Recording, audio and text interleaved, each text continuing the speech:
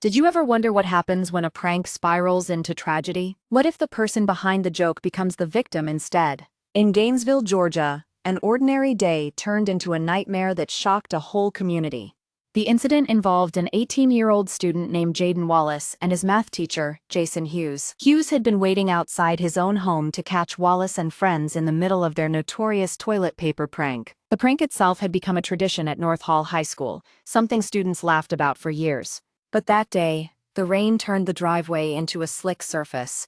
As Hughes chased after the teens, he slipped on the wet road and fell onto the asphalt. In the scramble to help their teacher, Wallace and his friends scrambled toward the scene. When they reached Hughes, a sense of panic rushed through them. Wallace, in an attempt to flee the chaotic scene, drove his pickup truck down the street.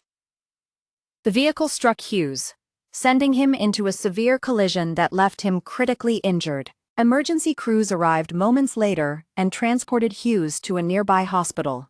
Despite their best efforts, he succumbed to his injuries hours later. Lead spread quickly through school corridors, parents' phones, and social media feeds. Police launched an investigation that revealed the teens had no intent to harm. They claimed they were merely trying to escape after witnessing their teacher's fall. Jayden Wallace was taken into custody at Hall County Jail the same evening. He faced a daunting charge of first-degree vehicular homicide, alongside reckless driving and trespassing.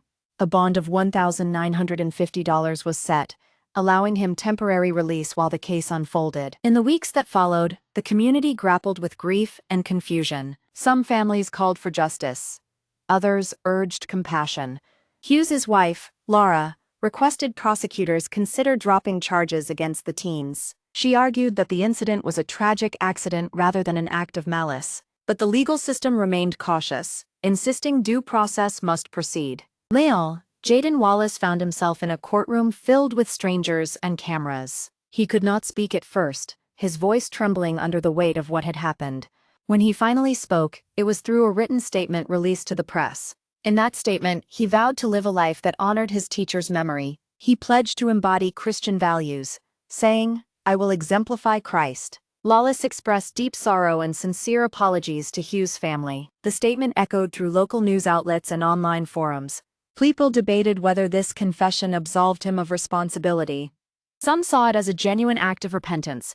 Others questioned its sincerity. The trial began months later, with witnesses recounting the chaotic moments on that rainy day. Lawyers for Hughes's family emphasized the teacher's life was cut short by reckless driving. Defense attorney highlighted the lack of intent and the accidental nature of the crash. As evidence played out, a jury listened intently to each argument.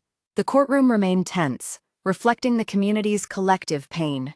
Outside the courthouse, protesters gathered, demanding accountability for the teens. Others stood in silence, their eyes wet from the memory of Hughes' smile. In the end, the verdict would decide whether justice had been served or mercy granted.